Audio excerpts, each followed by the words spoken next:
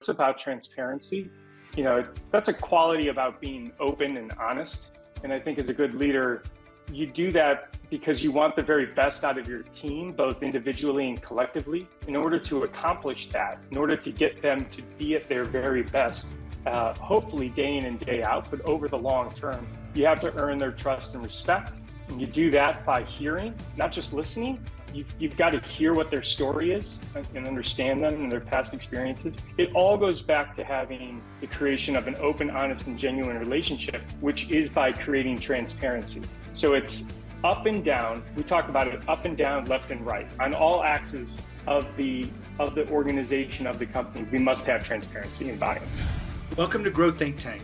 This is the one and only place where you will get insight from the founders and the CEOs of the fastest growing privately held companies.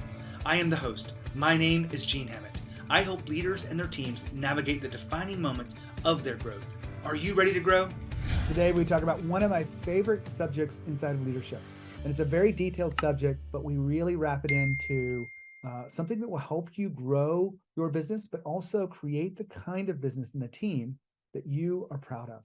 And it's about transparency. In fact, transparency drives growth. Our special guest is the president of Fox Logistics, Kyle Mlakar, and I talk about transparency. We talk about why it's so important, what it is, where we draw the line on what's supposed to be shared and not shared. I love his insights around how this aligns his team together, what it means to being a high growth company. They've been on the Inc. list twice, and they actually got faster. They were in 268 in 2022, 230 in 2023, and they were also Inc.'s best places to work list. All of those things are driving performance, and it all comes from and goes down to transparency drives growth. Hopefully you'll enjoy this episode as much as I do. My job is to help you grow your company. My name is Gene Hammett. I'm an executive coach. I've been doing this for more than a decade, and I help you and your team become the leaders that your team deserves. I do this through executive coaching at the highest levels, and then we also help you turn your managers into leaders. One of the tools that we use inside this process is called the Leadership Effectiveness Evaluation. You can get it absolutely for free. It's customized, it's personalized to you. It's an experience that I walk you through because I use this with my clients, but I'm giving it to you if you're listening to it on podcast, and we can see where you stand on the 7 dials of leadership across your company at all levels and identify the challenges or the roadblocks, identify what you're doing really well at, and it will help you codify leadership in a unique way. It's personalized for you, and all you have to do is go to genehammett.com and schedule your call. Do it today and mention you got it on the podcast, and it's free. Normally $1,000. I know that sounds like a pitch, but I just want to make sure the people listening in here get the value of listening in. That's it. Now, here's the interview with Kyle. Kyle, how are you? I'm great, Gene. How are you doing? I am fantastic. We're going to have a great conversation about values, transparency, and all things leadership. Before we dive into any of this, tell us about Fox Logistics. Sure, would love to. So Fox Logistics is a privately held, asset-based third-party logistics company. We predominantly focus on ground, air, and ocean freight services. We work predominantly also within large enterprise customers and shippers, but we do work too with strong SMB customers as well. Industries anywhere from food and beverage, retail, textiles, products, also everything and underneath the sun that we'd be happy to touch. We are based technically in Jacksonville, Florida, but the interesting and unique thing about Fox is we are a 100% remote company. We have approximately 40 employees, 23 of which are in the United States, and then 17 that are either offshore or nearshore across Colombia, Macedonia, and the Philippines. Well, there's some interesting elements of leadership and culture when it's remote like that. But I do want to ask you one question about the industry you're in.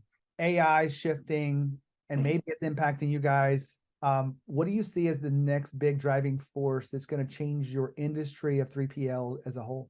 Oh, that's a really great question. I think it continues to be a evolution of the tech side. We are certainly looking at focusing that here at Fox. I mean, we're bringing in aspects of AI, ChatGPT, different types of bots and things that we can do in order to make our interactions with our carriers especially, that much more effective and valuable to both of us as we discuss the various options and opportunities that we have, the different loads and shipments that we have throughout the U.S. I do think that our industry is uniquely positioned to go through a bit of an evolution. I think there's going to be some changes that overall the industry has to make in terms of capacity and how we're allocating. So I always think that it's tech overall when it comes to this industry because of the fact that it is kind of an older school legal pad type of organization. It wasn't too far off that we were using fax machines and copiers to do much of our business. And that certainly has changed months. So I think that there's still some evolution there. Well, we're going to dive into what we came here to talk about, which is the leadership and culture aspects that make your company run that we can learn from. And just for context, you made the Inc. list twice. You've done something rare. You actually have made the list pretty high up at 268 in 2022, and then 230 in the 23 list. And you made, correct me if I'm wrong, the Inc. best places to work as well. That's pretty huge. Yeah, it's a lot of accomplishment. It's a lot of achievement, all of which is on the shoulders of our team. To hit the list first and foremost was something that we really targeted, but you never know where you're going to net out. And I still can remember the Rolodex visual that Inc. magazine does, and it launches and it shows you, 268, and you're kind of just stunned by that number in 2022.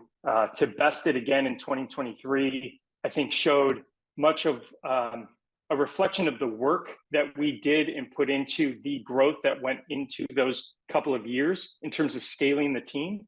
The best workplaces is the thing by far, though, that I am the most proud of, because there's performance and there's results, and then there's the buy-in of your actual team.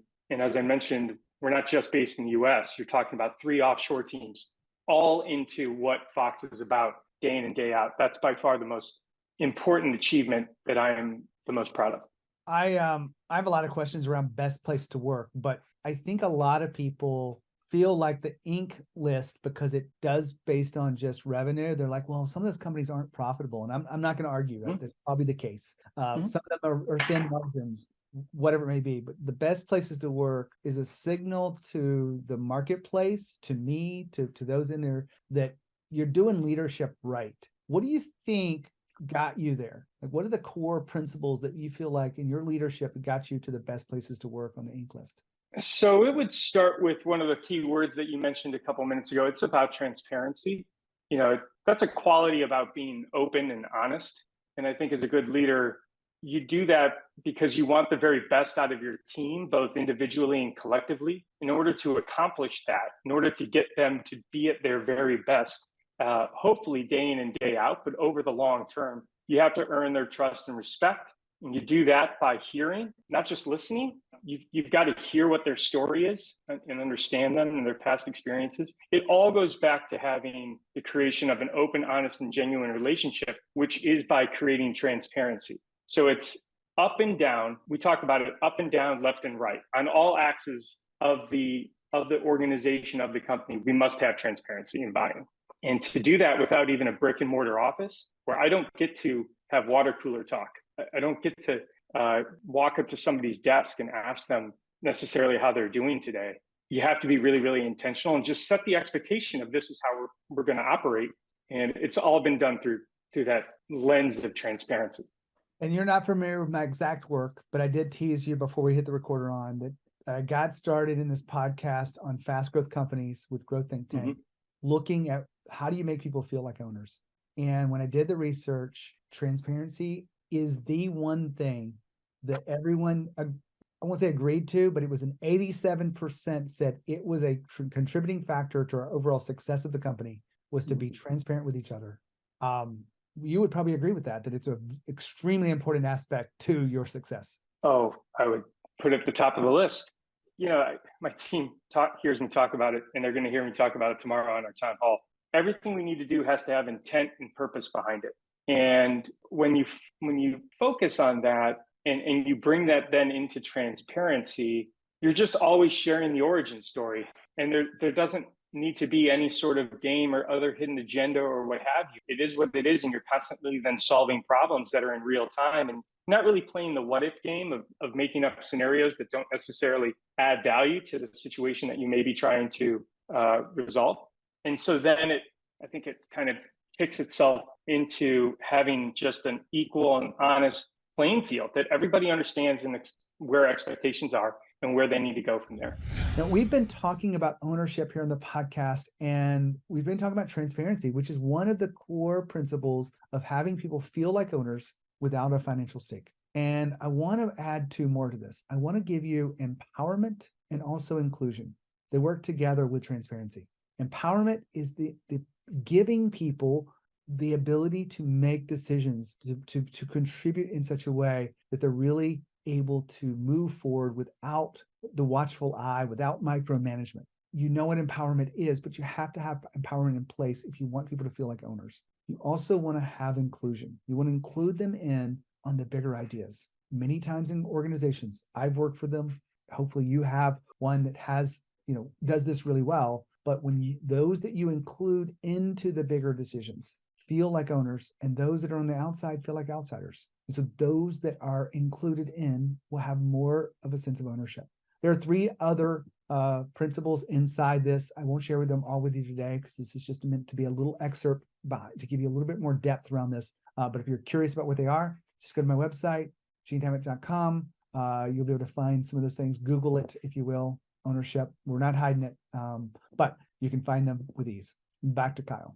A lot of people have asked me about this transparency word, and the frame that I use is there's a transparency line.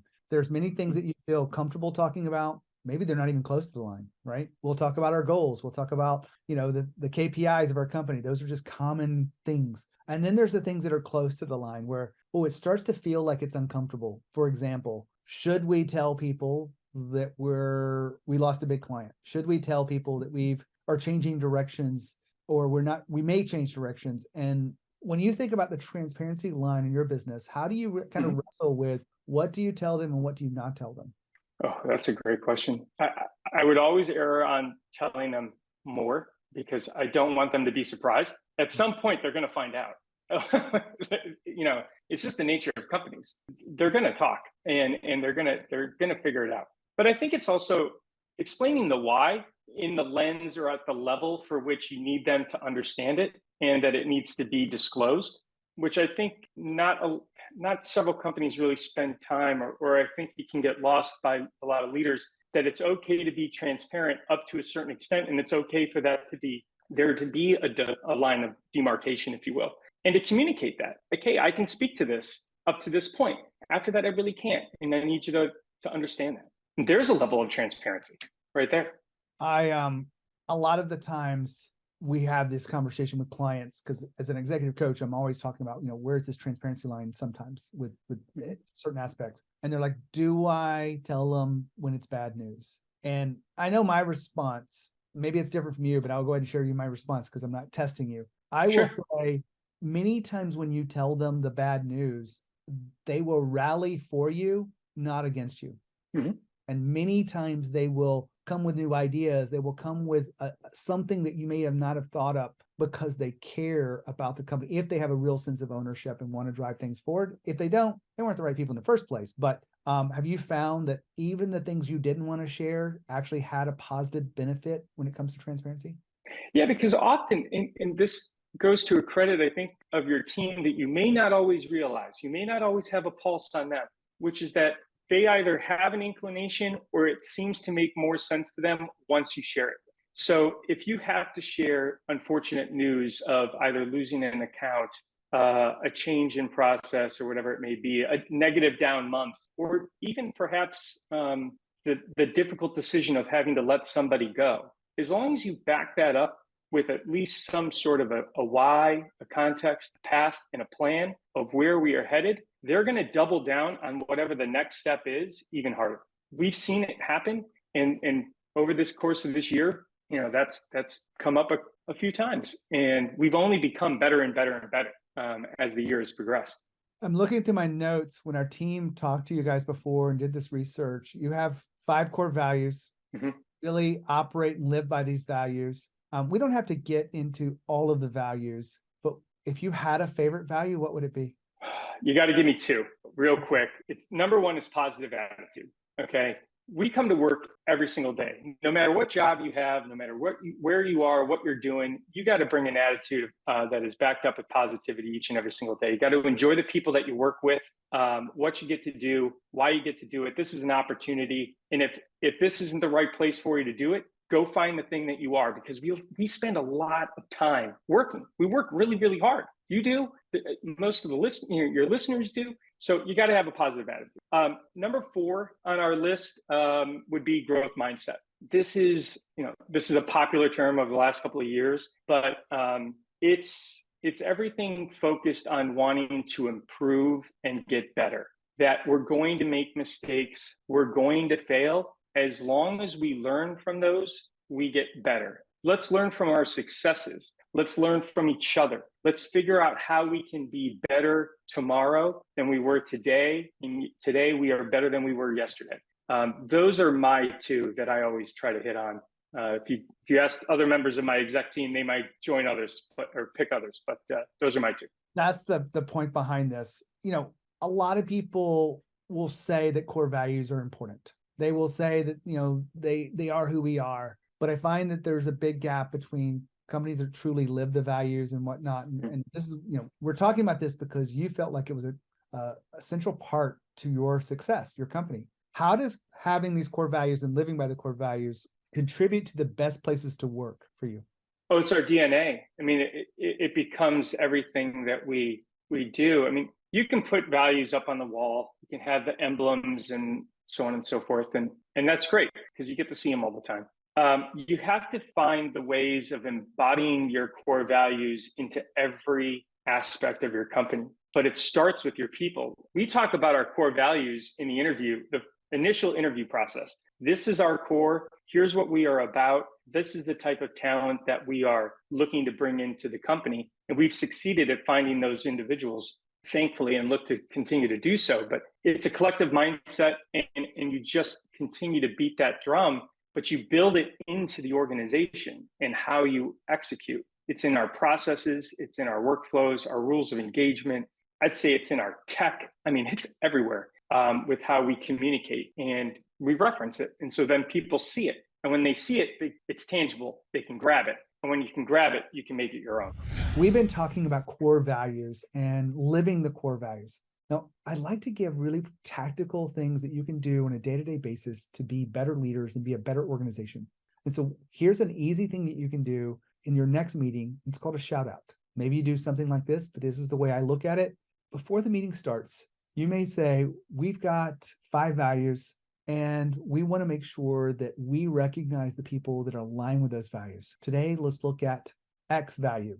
I noticed that Cindy in accounting has demonstrated this in this way. Be specific. Give them recognition for it. Cindy could be in the room, or Cindy doesn't have to be in the room. The beautiful part of it is if you're talking with your executive team, for example, and you talk about someone who's not there, it's typically going to get back to them. Not that that's the intention, that you have to. You don't have to validate people, but you want to be able to share the love and share the recognition of people who align to the values, because it's a signal to everyone else in the room and anyone else who knows those shout outs are meant to get people to pay attention to the values on a daily basis and get them to live by them, and encourage others to give their own shout outs, so that we get into a rhythm or a cadence of doing this over time, and it becomes a natural part of who we are, celebrating and recognizing those in alignment with the core values. Those shout outs can be really helpful, and they're absolutely free. I love these little tactical things that we can share with you as being a part of listening to the podcast. So thanks for tuning in. Hopefully you'll keep tuning in to be a better leader. Back to Kyle. Why do core values, or how do your core values, let me rephrase that, contribute to the success of the company? Like the sheer results of you guys making the Inc. list 2 years running, which is a 4-year run of successful growth in your company. How would you paint that picture? We're a service-based industry, a service-based company. If we don't move, some of the other core values that I may not have mentioned, if you don't move with a sense of urgency, if you don't move with a sense of integrity with your customers, if you don't help one another in terms of servant leadership, we're not all rowing in the same direction. And so in our company, we talk about our industry having a little bit of pace of play. We have to move, and we have to move quickly and efficiently and effectively. These 5 core values that we discuss help our company stay focused, not just as a total organization, but all the way down to the individual team contributor on what their job is. What are their tasks, responsibilities, and roles each and every day so that they can fulfill their duties at the optimal level. And they go out and they execute. So I think it gives them their mindset each day to go out and do what they do best. Kyle, we're talking about transparency drives growth, and you're obviously living through this experience with your company. Is there anything we left out as it relates to transparency or core values that you feel like is important? No, I think we covered it actually pretty well. I gotta be honest with you. I really appreciate your time being here. I appreciate your ability to depict how you're using these things, because I know a lot of people get, afraid to talk about their strategies of success. We can't use your strategy to get successful, but I think a lot of the audience here can learn from you as a way you're looking at leadership and people and how you organize these around these principles of transparencies. These are things that people can steal ethically and embody. So I appreciate you sharing them with us today. I'm happy to. I mean, look, we're all in a community of trying to do better and get better, and we don't all do it. There's plenty of things that I've taken too from several people. So, what goes around comes around. What a great conversation about transparency. And we talked about how transparency drives growth. Hopefully you've got some insights around that. We talked about core values. He discussed why he likes the ones he likes, how he uses it as the company grows, what it means to be the best places to work, and how these things are connected. Great conversation with Kyle today. Hopefully you took notes and are able to execute on some of those things. If I can help you in any way, we have an executive coaching aspect to the business. We also have leadership development for turning managers into leaders. We really do believe in giving them the soft skills that it takes to succeed in today's workplace, and so that you can focus on what's most valuable to drive the business forward, whatever that next milestone is. If you have any questions about that, please reach out to us, Gene at Gene Hammett, or go to my website, genehammett.com, and schedule your call today. When you think of leadership and you think of growth think Think Tank. As always, with courage. We'll see you next time.